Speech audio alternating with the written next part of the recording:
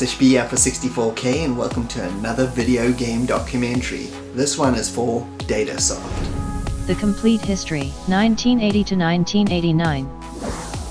Okay, so let's get the ball rolling and check out a brief origins of the company. Datasoft was a video game developer and publisher that was formed in 1980 by founder Pat Ketchum. They had their offices in Chatsworth, California. They started primarily supporting the Atari 8-bit line of computers before diversifying into the Apple II, Commodore 64 and Tandy, with later 80s computers like the Amiga and Atari ST also seeing support. They were a very diverse company software-wise who dipped their toes into many styles of games, from arcade ports to licensed games, educational titles and software, publishing European games in North America, as well as making their own original titles. Pat Ketchum founded Datasoft in 1980, and right from the start they had 15 in-house programmers working on various games and applications. Pat found Datasoft in his late 20s and had years of dealing with various software and computer manufacturing companies in the California area. And here's what Pat had to say about the formation of Datasoft. I was involved with a very successful distribution company called Unidata Investments. In 1980, Terry Cousett, Bill Morgan, and I tried to buy a software company, but Hayden Publishing ended up with it. We got so excited about what we had learned, however, that we knew we wanted to be in the business. We were already into computer hardware with California Computer Systems. We were already into retailing and mail order with HW Computers. And we were already into integrated circuits. So at Unidata, we had all the ingredients to diversify. And it was my task to organize the new software company, Datasoft. We incorporated in June 12th, 1980. And with that, another software startup was born. They will enjoy 7 years of leadership under Ketchum and another 2 more before the end. But more on that later.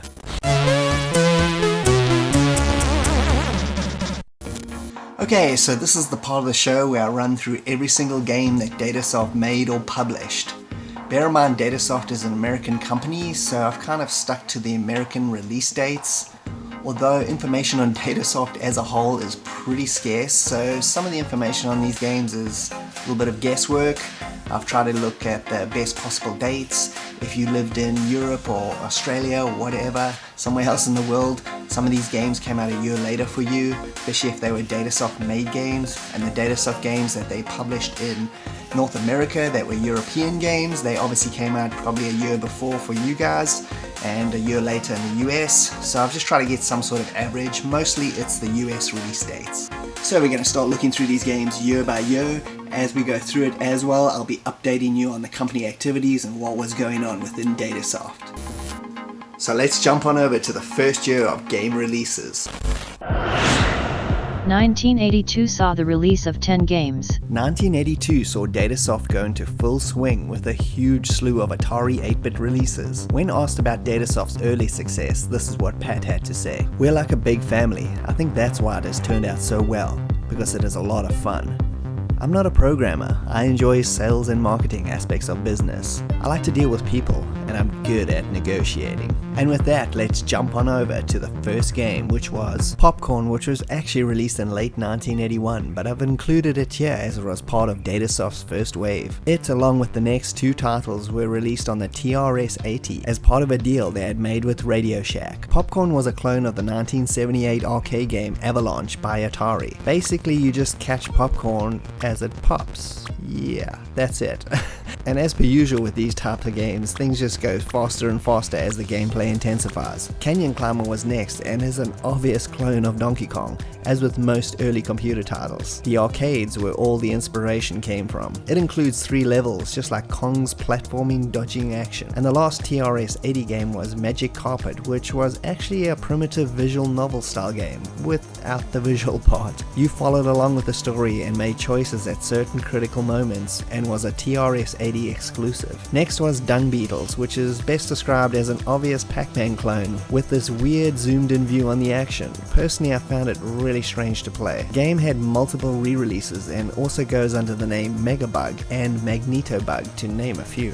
And onto Pacific Coast Highway, which I'm sure you can see is a blatant Frogger clone. Guide the turtle across the traffic without getting squished. Again, a blatant ripoff of a much better arcade game. Sands of Egypt was next and is a top-notch and very interesting graphic text adventure game. You play as an explorer looking for the lost tomb of Ra. This game is well made and is worth checking out if you like the genre. Shooting Arcade was next, and this game also goes under the name Shooting Gallery. And yeah, you guessed it, it's a clone of the Sega arcade game Carnival. Shoot as much as you can until your bullets run out. Simple arcade gaming. Bishop Square and Maxwell's Demons is one of these double packs they did back in the day with 2 smaller games for the price of 1, or 2 rubbish games in one package. You decide. Next was Clowns and Balloons, which you guessed right again, it's a blatant clone of the Bally Midway arcade game Clowns. Bounce your clown up to pop the balloons, rinse repeat until you get bored. And lastly was a pretty bold attempt at a submarine simulator called Fathom 40, which has you manning a German U-boat and taking out the Allies in World War II. Considering this is a 1982 simulator, it's quite impressive. As you can tell, they definitely focused on surefire hits for this first year. As with all these clones of popular arcade games, and it worked. People were hungry to have these games on their favorite computers and in their home, and sales for 1982 were really strong. And here's a little quote from Garry Koffler, a VP at Datasoft from 1980 to 1981, and was responsible for getting all the first wave of games going at Datasoft, as well as much more. I was working at a computer land and got a phone call from Mel Norell asking me if I was interested in another startup down in Southern California. I go, who? He goes, Datasoft. I go, what do they want to do? So they want to do Atari software and Apple software and whatever else, and PC software at that time. So I went down there and they offered me enough money that it was worth my while. Or at that point, they were working with a guy who was doing some kind of accounting software, and they were more interested in doing some consumer software. And I brought Bob Bishop kind of along with me to do some of his titles that would be moved over to the Atari. And I had a kind of a stable, literally cubicles of programmers that were under my direction. The user base of computer owners, of personal computer owners, microcomputer owners, if you will, was starting to get bigger.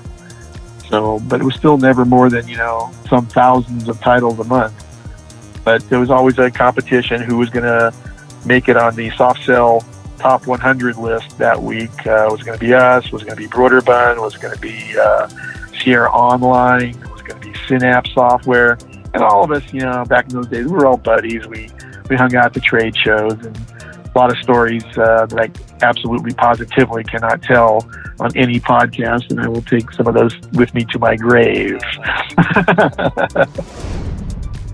1983 saw the release of 6 games. After 1982's stellar financial year and the introduction of Datasoft as a games developer and publisher, they released a bunch of really great original and arcade license conversions, which would become a staple of their lineup going forward. The Datasoft ranks also had a major upgrade with 50 full-time people now employed in their offices, which led them to expanding and opening up a new branch of the company in Milpitas, Northern California. Here's Pat talking about the importance of the Atari market in those early years. Atari software still makes up about 70% of our sales, but we have developed Apple programs and we have 8 or 9 programs we are marketing to and through the Tandy. Atari has been a good computer system which was easy to program, and we saw very few software companies supporting it. There was a vacuum and we filled it. And now on to the first game, Nibbler, based on the arcade by Rockola and one of Datasoft's first officially licensed games. Gone were 1982's clone ripoffs, and Pat's negotiating skills came into full effect this year. Collect items as your snake gets bigger and try not to eat yourself. It was a good conversion with great graphics and captures the arcade experience quite well. Next was an official conversion of Sega's excellent arcade game, Zaxxon. A pretty good conversion by Synapse Software was also done on the C64, which I really love,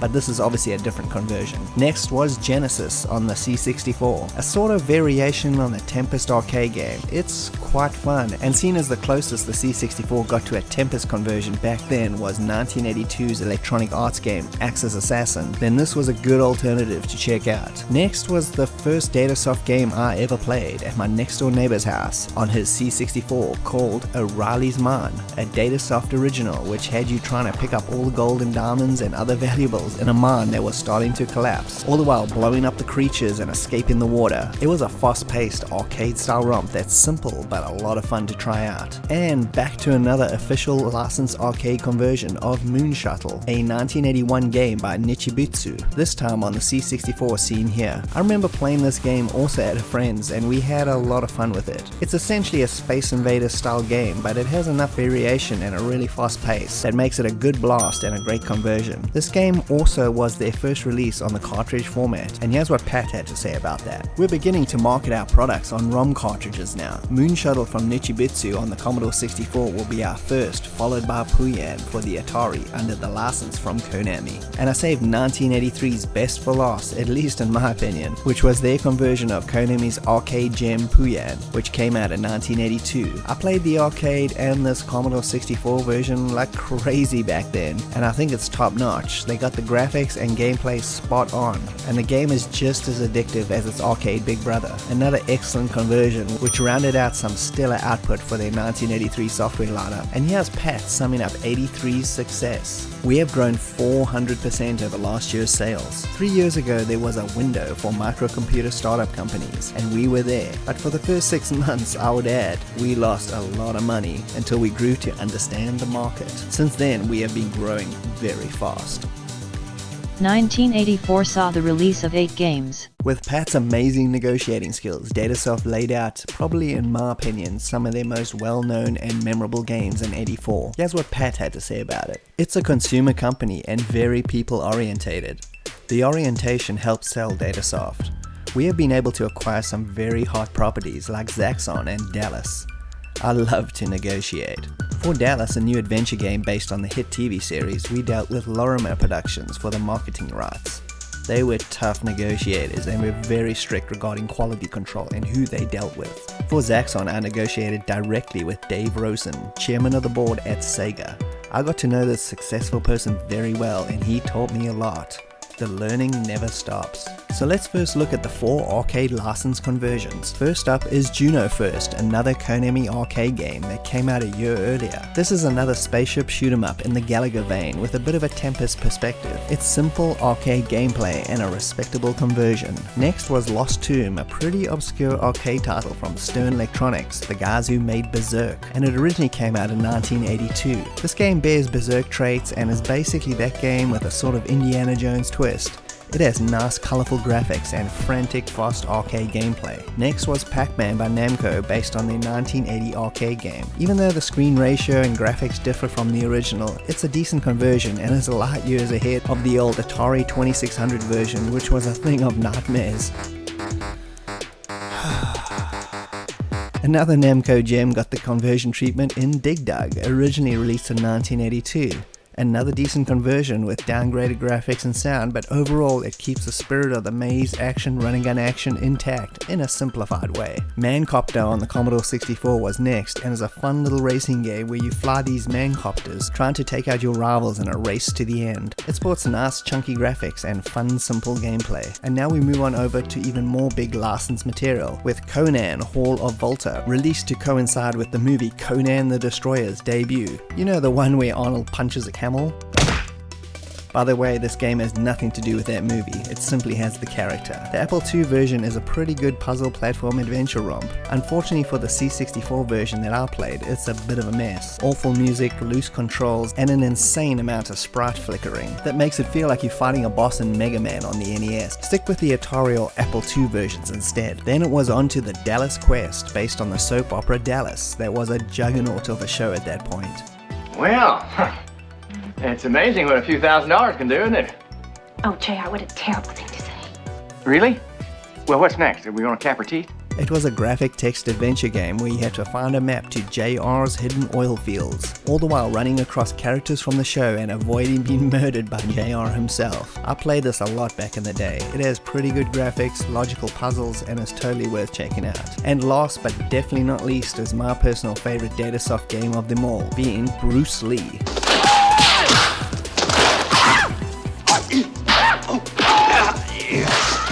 Platform action-adventure game where the goal was to make it to the Wizard's Tower and destroy him. It's similar to Conan in style, except more action-orientated and less puzzles. It also sports an excellent co-op mode and a classic musical score, and was the first original game I got for my Commodore 64 back in the day. I still love playing this game. It's a true classic. Datasoft also had a budget game series they called the Gentry line. It was made up of cheaper games similar to the UK's 8-bit budget labels such as the Hit Squad or Silverbird. These were reserved for software games not made in-house but simply distributed by Datasoft in North America. These games did not bear the Datasoft logo, so I've omitted them from this list, but as far as I could find, only 6 were released, or at least might have been released. They were Manic Miner, Handy Dandy, Alien Munchies, Rosen's Brigade, Formula 1 Racer, and Break the Bank. 1985 saw the release of 5 games. 85 saw another slew of really iconic games come out, which I'm sure many fans of Datasoft rank amongst their finest releases. Here's what Pat had to say about finding and hiring the right programming staff to achieve their goals. We have seen a lot of programmers who are very good, but their code has no structure. It's brittle, so if you remove one section, the whole thing falls apart. It's a question of discipline as much as anything else, and this is important. If you start something, finish it.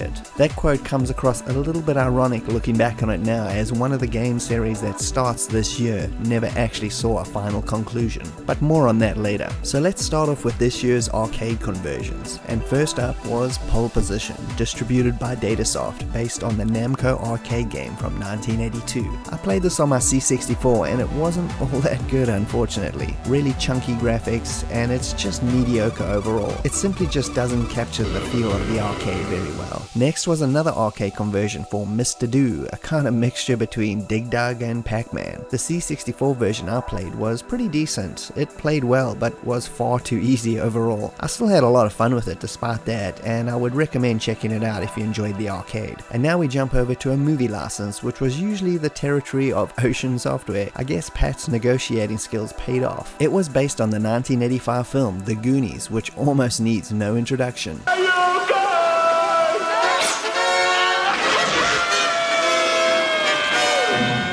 The game is an excellent mix of capturing the spirit of the movie and fun puzzle solving by switching between characters, and is very cleverly designed. Cool graphics, gameplay, and music round out one of Datasoft's best games. And now onto another one I played so much back then, which was Zorro, based on the swashbuckling Spanish pulp character originally created in 1919. I had so much fun with this as well on my C64. It's a bit of the Goonies with its puzzles and the action of Bruce Lee. It's a great little game, and if you can block out the music, which is on about a 10-second loop, then it's a real gem of a game to try out. And lastly for 85 was Alternate Reality, The City, which was a big, massive, epic dungeon crawler style RPG. The game was supposed to be released later, but they decided to split the epic game into 2 parts, with this being The City followed by 1986's The Dungeon. It's a really cool RPG, which unfortunately is crippled by massive disk swapping and loading, at least on the C64 version. Still, despite that, it's a fascinating and deep game, totally worth checking out if you can have the patience for it. 1986 saw the release of 7 games. 86 saw the in-house made games and simple European distributed games almost equal out. Was this a warning sign that Datasoft was finally slowing down? I should also mention that this year started a distribution deal with British software company PSS, Personal Software Services, who were known for the War Games series and focused on strategy war games for 80s microcomputers since their formation in 1981. Datasoft would be distributing many of their games in North America going forward. So let's get the worst game out of the way first, was called Crosscheck. It's a bit of Scrabble and a crossword puzzle combo. I almost left this off the list as I feel it's almost an edutainment product, but nevertheless. And if this excites you, then play it, I guess. And now on to the good stuff. A release of the UK classic Mercenary in the US. It's a spaceship simulator action game where you have to escape from the planet Targ that you crash landed on. It sports cool vector graphics and is an excellent game. Make sure you find some instructions first though. Next was another movie licensed game, The Never-Ending Story. Originally made by Ocean, this was another UK import. It's a fantastic graphic text adventure game based on the brilliant movie. It also sports a great SID interpretation on the Commodore 64 version anyway, by Martin Galway, of the movie theme song by Lamal. Yeah, the same dude from Kajigoogoo. Hey girl, move a little closer. And the last of the imported games was the first game from the PSS partnership I just mentioned, and that game being Theatre Europe, my personal favorite strategy war game on any system. I just love it, and I spent so many hours hunched over my C64 nuking people without consequences. And now onto some more original Datasoft releases with Gunslinger, a very cool text graphic adventure game, with you taking the role of a retired Texas Ranger looking for your friend in the Old West. It could be played with a joystick choosing text options Lucasfilm style, or simply typing in what you wanted to do, which was pretty unique. It's an interesting game, not the best, but decent one nonetheless.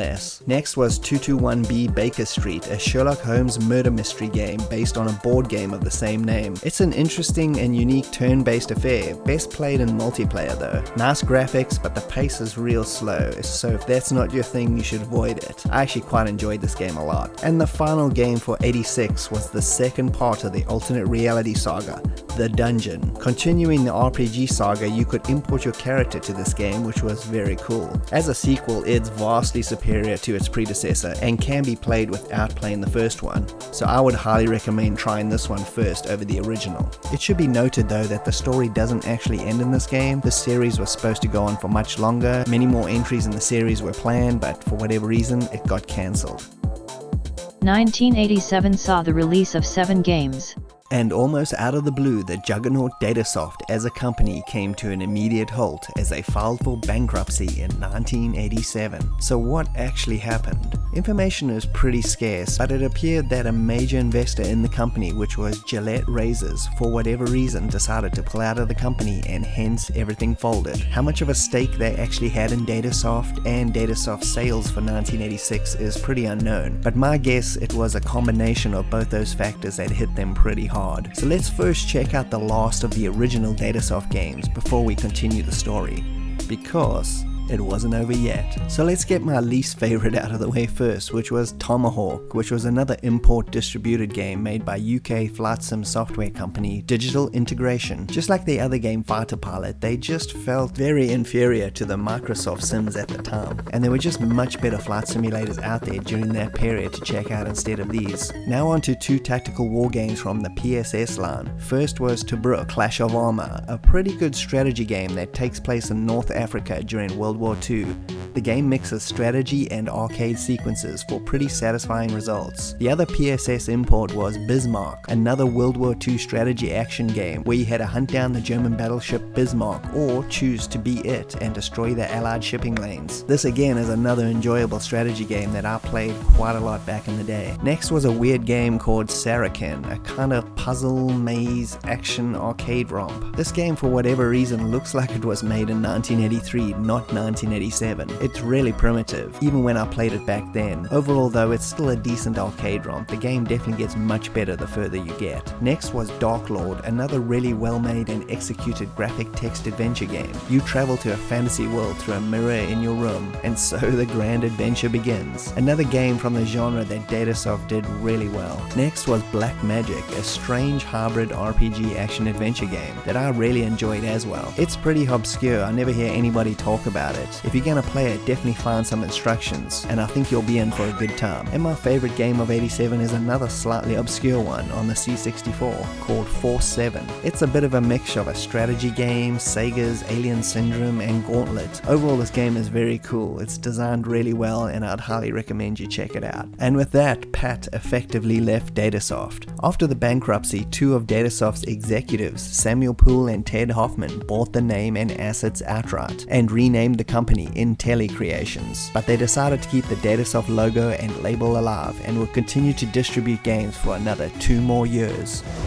1988 saw the release of 10 games. Despite original owner Pat Ketchum's departure, 1988 saw the release of an impressive amount of games, although I suspect all of these deals were already in place and continued on despite the bankruptcy and name changeover. So this year's selection for me has no real classics. Most of the games are average or even forgettable, to be honest. So let's start chopping through them. Let's do the PSS titles first. Annals of Rome, which is a management simulation with you guiding Rome's expansion as you attempt to conquer Europe. Napoleon in Russia, Borodino 1812 is a standard strategy turn-based affair which recounts Napoleon's attack on the town of Borodino. Fire Zone is another turn-based strategy game, this time set in the future. I just tested this one out for the first time, so I can't really give a real opinion, but it seems pretty decent. And last from the PSS line was Sorcerer Lord, a fantasy turn-based strategy affair that looked pretty good. Overall though, all these games come off as just average. Although, if you like this genre a lot, there's definitely plenty here to sink your teeth into. The last strategy game was Global Commando by Martech. This game is a bit of a clone of the old game Balance of Power, where you are an overseer trying to balance politics, making life or death decisions about deals with other countries, etc, etc. It's an interesting game to say the least. Lancelot is a jump back to the old visual novel approach of one of their first releases, Magic Carpet. Make choices and see where the story goes. The Amiga version is definitely the way to go with this, with some really awesome graphics.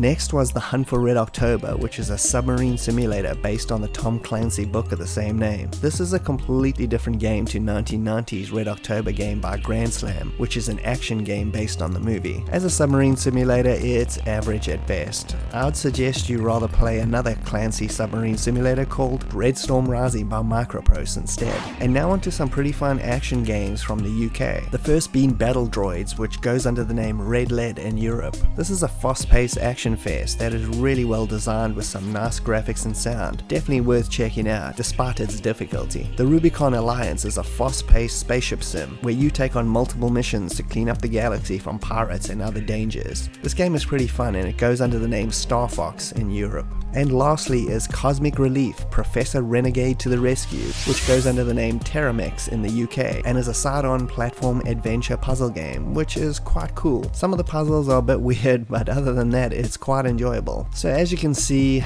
a lot of releases, but nothing too mind-blowing, which leads us to 1989 saw the release of 1 game. So even though they released 10 games the previous year, they were all in very niche genres for the most part, which really didn't help sales whatsoever, and I think it was the final nail in the Datasoft coffin. So let's check out the last release, which was the Time and Magic trilogy. Even by 1989, the text adventure game was well past its sell-by date. I still personally love this style of game, and this trilogy was a great swan song for the company, regardless. It was another UK import title and was actually made up of 3 graphic text adventure games released by Level 9. You got Lords of Time, Red Moon, and The Price of Magic. And not only that, they were updates with all new graphics, interface, save features, and a whole bunch of extras. It's a really great collection and well worth trying out. And with that, Datasoft/Antic Creations folded for good. After almost a decade in the business and close to 60 plus game releases,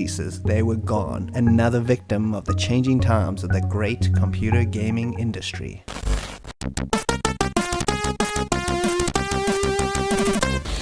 So I'm sure you're probably wondering, whatever happened to Pat Ketchum after his departure from Datasoft? After Datasoft, Pat ended up joining Sullivan Bluth Interactive Media and helped oversee ports of some of their popular Laserdisc games to home computer formats such as Dragon's Lair 1 and 2. He then was an original founder of a new software company, Cyberdreams, in 1990, which was around until 1997 when they finally shut down. They put out a slew of excellent science fiction and horror-based games which they collaborated with famous authors and artists on. We got gems like Darkseid 1 and 2, which they collaborated with H.R. Giger, I Have No Mouth and I Must Scream with science fiction author Harlan Ellison, and Cyber Race with futurist Sid Mead. Their final game was released in 1996 called Noir, a shadowy thriller. Pat actually sold 50% of his stake in the company in 1996 and retired from the video game industry once and for all. He ended up opening a photography studio which is still open for business in Palm Springs, California.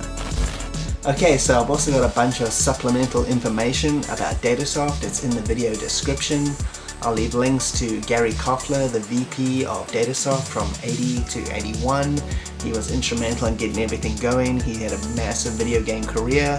I'll leave a link to his Twitter and also to the Antic podcast where he was interviewed. You can learn a little bit more about Datasoft in there and all the companies he worked for. I'll also leave links to Pat Ketchum's photography website. Also a big thank you to Ernst Krogtoft. He's on Twitter. He has massive collections of video games, really beautiful collections. All the Datasoft pictures you saw there of those piles of games, those are from his personal collection. He allowed me to use those pictures. Thank you again. I'll leave a link to his Twitter. You can go check out all his excellent collections and more on the Datasoft stuff as well. And lastly, I'll leave a link to the Antic magazine, which had the Pat Ketchum interview. It's the only one I could find. It's information on Datasoft, like I said earlier, is pretty scarce.